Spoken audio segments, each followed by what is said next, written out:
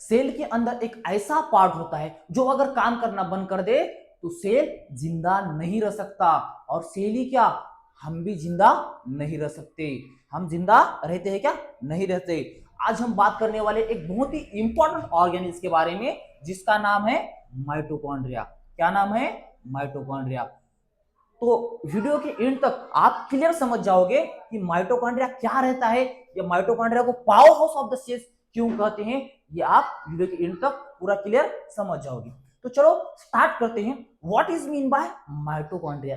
Mitochondria क्या होता है, माइटोकॉन्ड्रिया क्या होता है, जो भी हमारी सेल है, सेल के अंदर का एक ऑर्गेनिल्स है, सेल के अंदर का क्या है, ऑर्गेनिल्स है, उसे हम क्या बोलेंगे, माइटोकॉन्ड्रिया बोलेंगे। माइटोकॉन्ड्रिया क्या है, जो भी हमारी सेल्स है, सेल के अंदर का एक ऑर्गेनिल्स है, उसे हम बोलेंगे माइटोकॉन्ड्रिया। सपोज ये क्या है, सेल है, सेल के अंदर ये क्या है बच्चों, ये सेल है, सेल के अंदर क्या है, साइटोप्लाज्म है, साइटोप्लाज्म के अंदर क्या है, ये साइटोप्लाज्म के अंदर माइटोकॉन्ड्रिया है, इसे बोलेंगे हम माइटोकॉन्ड्रिया। क्या बोलेंगे इसे, माइटोकॉन्ड्रिया बोलेंगे। तो देखो बच्चों, तो माइटोकॉन्ड्रिया को power house of the cell क्यों बोलते हैं, power house of the cell mitochondria को क्यों बोलते हैं, और इसे क्यों बोलेंगे हम, सिर्फ माइटोकॉन्ड्रिया को क्यों बोलेंगे, दूसरे ऑर्गेनेल्स को क्यों नहीं बोल सकते हम। तो उसका रीजन है बच्चों, जो भी माइटोकॉन्ड्रिया हमारा, माइटोकॉन्ड्रिया क्या करता है, सेल का प्रोडक्शन करता है, क्या सॉरी, माइटोकॉन्ड्रिया क्या करता है, एनर्जी का प्रोडक्शन करता है। मींस एनर्जी कहां पे, एनर्जी कहां पे बनती है बच्चों, माइटोकॉन्ड्रिया के अंदर बनती है। एनर्जी हमें कहां से मिलती है, माइटोकॉन्ड्रिया के अंदर से मिलती है। तो देखो ये सपोज हमारी सेल, ये क्या हो गई बच्चों, सेल हो गई, सेल हो गई, ये क्या है, ये बड़ा सा चार्ट सेल होगा। सेल के अंदर ये जो भी खुला पार्ट दिख रहा है, ये ब्लैंक, ये जो है साइटोप्लाज्म बोलेंगे हम इसे, क्या बोलेंगे, इसे बोलेंगे हम साइटोप्लाज्म। क्या बोलेंगे, सेल, सेल के बाद साइटोप्लाज्म, साइटोप्लाज्म के बाद जो भी ये है, ये ब्लैंक ब्लैंक ब्लैंक जो दिख रही है बच्चों, ये स्पेस है, इसे साइटोप्लाज्म बोलेंगे। साइटोप्लाज्म के अंदर रहता है माइटोकॉन्ड्रिया, साइटोप्लाज्म के अंदर कौन रहता है, माइटोकॉन्ड्रिया रहता है। और जो माइटोकॉन्ड्रिया क्या करता है, माइटोकॉन्ड्रिया के अंदर, ये माइटोकॉन्ड्रिया के अंदर क्या बनता है, एटीपी का प्रोडक्शन बनता है। एटीपी मींस एडिनोसाइड ट्राइफॉस्फेट, इसे हम क्या बोलेंगे बच्चों, एनर्जी बोलते हैं, हम इसे ताकत बोलते हैं, किससे बोलेंगे, एटीपी, एडिनोसाइड ट्राइफॉस्फेट। हमने देखे सेल, सेल में सेल के अंदर क्या रहता है, साइटोप्लाज्म रहता है, साइटोप्लाज्म के अंदर क्या रहता है, माइटोकॉन्ड्रिया रहता है, माइटोकॉन्ड्रिया के अंदर क्या बनता है, एटीपी बनता है, एटीपी प्रोडक्शन होता है, वहां पे क्या होता है, एनर्जी बनती है, एनर्जी की करेंसी बोलेंगे हम, एटीपी को क्या बोलेंगे, एनर्जी की करेंसी बोलेंगे। जैसे हमारे भारत की करेंसी क्या है, रुपया है, रुपया है, पैसा है, वैसा ही एटीपी कौन है बच्चों, ये सेल का एटीपी बोलेंगे उसे हम, सेल का करेंसी कौन है, एटीपी है, कौन है, एटीपी है। तो हमने क्या देखा बच्चों, माइटोकॉन्ड्रिया क्या होता है, और इसे power house of the cell क्यों बोलते हैं हम, क्योंकि ये क्या करता है, एटीपी बनाता है, क्या बनाता है, एटीपी बनाता है। और ये मॉलिक्यूल का नाम क्या है बच्चों, ये किससे एटीपी बनाता है, ये एटीपी, ये एटीपी मॉलिक्यूल कौन सा है, एटीपी मॉलिक्यूल से एनर्जी मिलती है हमें। तो नेक्स्ट क्या है देखो,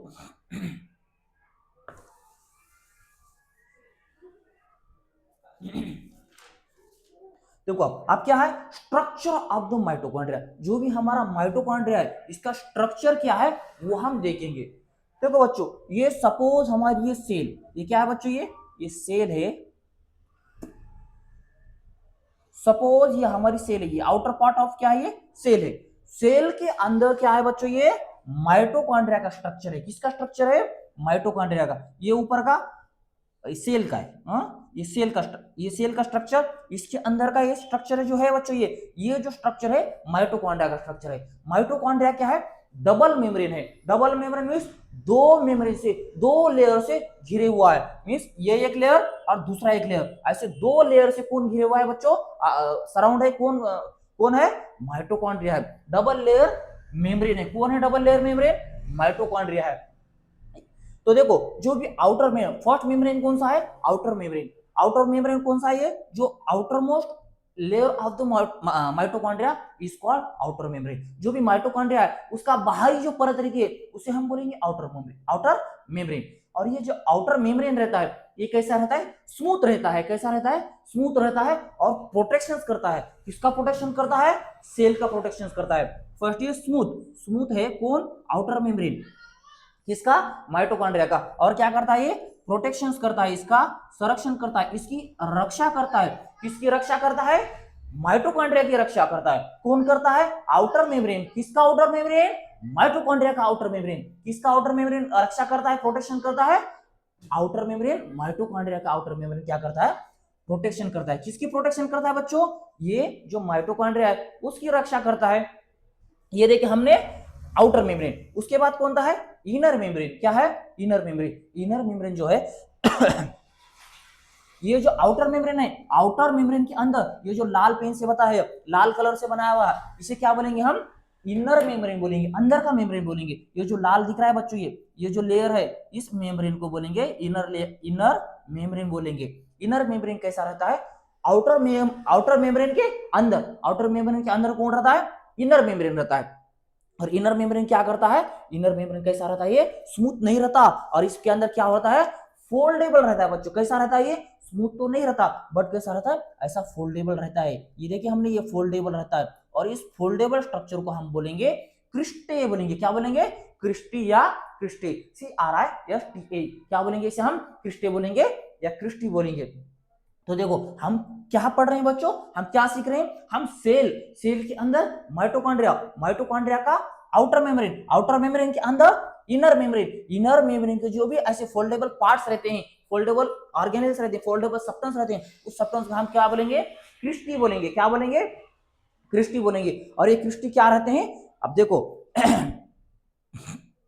क्रिस्टी का काम क्या है? जो भी हमारा सरफेस है, सेल के अंदर का, माइटोकॉन्ड्रिया के अंदर का सरफेस है, उस सरफेस को बढ़ाना या उस सरफेस को ज्यादा जगह लेना, उसको सरफेस को बढ़ाने का काम कौन करता है? क्रिस्टी करता है। समझिए ऐसा यहां पर आगा तो ये जगह क्या होगी बच्चों? फैल जाती, जगह ज्यादा होती, स्पेस ज्यादा होता। ये काम किसका है? क्रिस्टी का है। किसका है ये काम? क्रिस्टी का है। तो हमने क्या देखे बच्चों? सेल देखे। सेल के अंदर माइटोकॉन्ड्रिया क्या रहता है? सेल का एक ऑर्गेनेल से, सेल का ऑर्गेनेल से। सेल के अंदर क्या है? साइटोप्लाज्म है। साइटोप्लाज्म के अंदर माइटोकॉन्ड्रिया के अंदर दो लेयर रहते हैं बच्चों। उसके कौन से रहते हैं? दो layer, outer membrane, inner membrane. Outer membrane smooth रहता है और प्रोटेक्शन करता है। इनर मेम्ब्रेन क्या करता है? इनर मेम्ब्रेन स्मूथ नहीं रहता, बट उसके अंदर क्या रहते हैं? क्रिस्टे रहते हैं। और वो क्रिस्टे क्या करता है? जो स्पेस बढ़ाने का काम करता है। अब नेक्स्ट क्या है?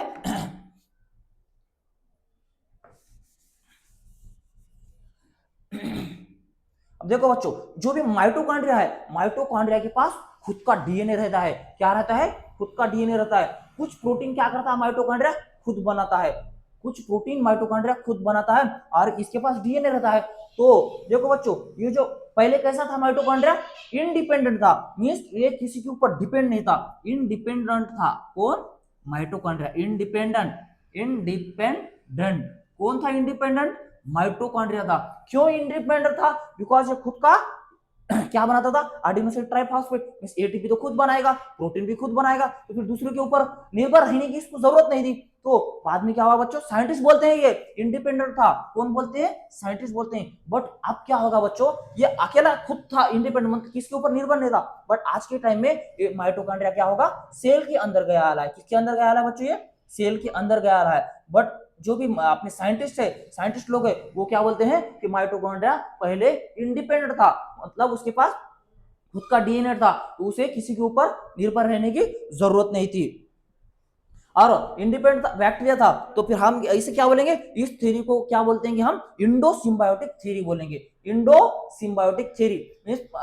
जो भी आपका माइटोकॉन्ड्रिया था पहले इंडिपेंडेंट था, इंडिपेंडेंट रहने के बाद अब क्या होगा? डिपेंड होगा, मींस सेल के अंदर गया। तो इस थ्योरी को हम क्या बोलेंगे? Indo symbiotic theory.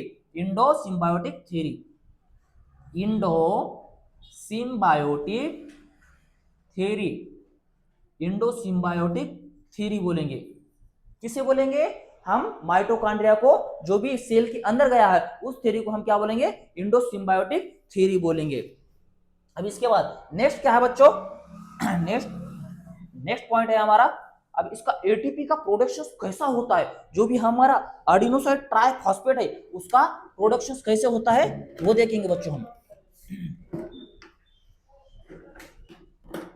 देखो बच्चों, adenosine triphosphate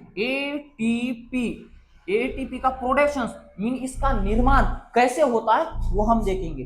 first of all हम क्या करते हैं, खाना खाते हैं, फूड खाते हैं। क्या खाते हैं, फूड खाते हैं। खाना खाने के बाद जो भी हमारा फूड है बारीक बारीक टुकड़ों में ब्रेक डाउन होता है। क्या होता है, ब्रेक डाउन होता है। ब्रेक डाउन होने के बाद उसका ग्लूकोज बनता है। ग्लूकोज बनने के बाद क्या होता है बच्चों, उस ग्लूकोज का भी ब्रेक डाउन होता है। उस ग्लूकोज का भी क्या होता है, ब्रेक डाउन होता है। और ब्रेक डाउन होने के बाद ऑक्सीजन के प्रेजेंस में क्या होता है बच्चों, फूड से जो भी फूड है, फूड से हमें क्या मिलता है, फूड से ग्लूकोज मिलता है। फूड से ग्लूकोज मिलता है, ग्लूकोज का ब्रेकडाउन होता है और ऑक्सीजन की प्रेजेंस में फूड का क्या होता है बच्चों, ब्रेकडाउन होता है। और इस प्रोसेस को कहते हैं सेल्यूलर रेस्पिरेशन। क्या करते हैं बच्चों, सेल्यूलर रेस्पिरेशन बोलते हैं। इस प्रोसेस को सेल्यूलर रेस्पिरेशन बोलेंगे हम। क्या बोलेंगे, सेल्यूलर रेस्पिरेशन। सेल्यूलर रेस्पिरेशन से क्यों बोलेंगे, बिकॉज ये कहां पर रेस्पिरेशन हो रहा है बच्चों, ये सेल के अंदर इसका रेस्पिरेशन हो रहा है, इसलिए हम इसे बोलेंगे सेल्यूलर रेस्पिरेशन। ये सेल के अंदर ये रेस्पिरेशन कहां पर हो रहा है, सेल के अंदर हो रहा है, इसलिए हम इसे बोलेंगे सेल्यूलर रेस्पिरेशन। तो देखो सेल्यूलर रेस्पिरेशन का मेन पार्ट क्या होता है, माइटोकॉन्ड्रिया के अंदर होता है। सेल्यूलर रेस्पिरेशन ये कहां पर होता है, माइटोकॉन्ड्रिया के अंदर होता है, इन द माइटोकॉन्ड्रिया। माइटोकॉन्ड्रिया के अंदर होता है। ये कहां पर होता है सेल्यूलर रेस्पिरेशन, क्वेश्चन आगा समझो, सेल्यूलर रेस्पिरेशन कहां पर होता है, तो हम क्या बोलेंगे, माइटोकॉन्ड्रिया के अंदर होता है। किसके साथ, किस में होता है, माइटोकॉन्ड्रिया के अंदर होता है। इसलिए देखो बिना माइटोकॉन्ड्रिया के एनर्जी प्रोड्यूस नहीं कर सकता। बिना माइटोकॉन्ड्रिया के सेल एनर्जी प्रोड्यूस नहीं कर सकता। कर सकता क्या माइटोकॉन्ड्रिया, अपना सेल एनर्जी प्रोड्यूस कर सकता क्या, बिल्कुल नहीं कर सकता। उसे माइटोकॉन्ड्रिया चाहिए ही चाहिए। जब माइटोकॉन्ड्रिया होगा तभी एनर्जी हमें मिलेगी, अदरवाइज एनर्जी नहीं मिलेगी। सेल भी मर जाएगा और हम भी मर जाएंगे बिना माइटोकॉन्ड्रिया की। तो देखो बच्चों माइटोकॉन्ड्रिया बहुत इंपॉर्टेंट है, हमारे शरीर के लिए बहुत इंपॉर्टेंट है। तो आप माइटोकॉन्ड्रिया किन सेल्स में ज्यादा होते हैं, माइटोकॉन्ड्रिया जो भी माइटोकॉन्ड्रिया है किस सेल्स में ज्यादा होते हैं, माइटोकॉन्ड्रिया एक्टिव सेल्स में ज्यादा होते हैं। किसमें होते हैं, एक्टिव सेल्स में ज्यादा होते हैं।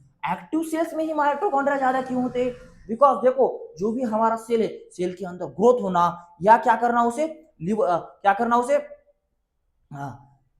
चलने के लिए, डिवाइड होने के लिए और क्या होने के लिए, उसका एंजाइम बनाने के लिए किसकी जरूरत पड़ती है, एनर्जी की जरूरत पड़ती है। जो ज्यादा एक्टिव रहते हैं, एक्टिव सेल्स मींस हमारे हार्ट के सेल्स, हमारे हार्ट के सेल्स, हमारे मसल्स के सेल्स, इन्हें ज्यादा क्या करना पड़ता है, काम करना पड़ता है, ज्यादा काम करना पड़ता है। लीवर के सेल्स, इन्हें क्या करते हैं, ये एक्टिव रहते हैं सेल, एनी टाइम कैसे रहते हैं बच्चों, ये एक्टिव रहते हैं, मतलब इन्हें ज्यादा जरूरत पड़ती है। इसलिए माइटोकॉन्ड्रिया क्या रहता है, एक्टिव सेल्स के पास ज्यादा माइटोकॉन्ड्रिया रहता है। क्या रहता है, एक्टिव सेल्स के पास ज्यादा रहता है। जिन सेल को ज्यादा एनर्जी चाहिए उनमें क्या होता है बच्चों, माइटोकॉन्ड्रिया भी ज्यादा होते हैं। जिन सेल को ज्यादा एनर्जी की रिक्वायरमेंट है उन सेल के पास भी क्या होते हैं, माइटोकॉन्ड्रिया ज्यादा होते हैं। और देखो बच्चों जो सेल्स के पास जो एक्टिव नहीं रहते उन सेल्स के पास क्या रहते हैं, माइटोकॉन्ड्रिया बहुत कम रहते, या किसी के पास नहीं रहते। ऐसा कौन सा सेल है क्या बच्चों, है वो कौन सा सेल है, आरबीसी नाम है उसका। क्या नाम है बच्चों, आरबीसी, उसका नाम है आरबीसी। इसी माइटोकॉन्ड्रिया की जरूरत नहीं है, इसी माइटोकॉन्ड्रिया की जरूरत है क्या बच्चों, बिल्कुल जरूरत नहीं। बिकॉज रेड ब्लड सेल, ये जो भी लाल हमारे जो पेशी रहते हैं, हमारे जो लाल रक्त पेशी रहते हैं, इन्हें क्या, इनका काम क्या रहता है बच्चों, जो भी ऑक्सीजन है, ऑक्सीजन को कैरी करना सिर्फ काम है, इसलिए इन्हें एनर्जी की जरूरत है क्या, इन्हें माइटोकॉन्ड्रिया की जरूरत है क्या, इन्हें बिल्कुल जरूरत नहीं है, माइटोकॉन्ड्रिया की इन्हें जरूरत नहीं है। तो यहाँ पर आरबीसी में नो माइटोकॉन्ड्रिया, माइटोकॉन्ड्रिया की जरूरत नहीं रहती। आरबीसी सेल में माइटोकॉन्ड्रिया की जरूरत नहीं रहती।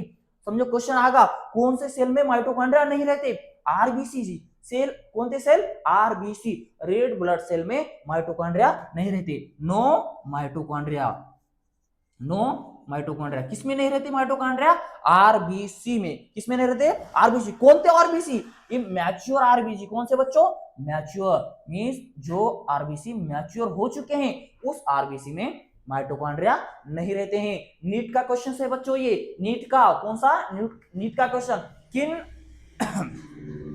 किन सेल में माइटोकॉन्ड्रिया नहीं होते, मैच्योर आरबीसी सेल में माइटोकॉन्ड्रिया नहीं होते, ये उसका क्या है, आंसर है। तो देखो बच्चों हमने क्या सीखे, हमने सीखे कि आज हमने क्या सीखा, हमने सीखा कि जो भी माइटोकॉन्ड्रिया है power house of the cell, क्या है, power house of the cell, cell का पावर हाउस है कौन है, माइटोकॉन्ड्रिया है।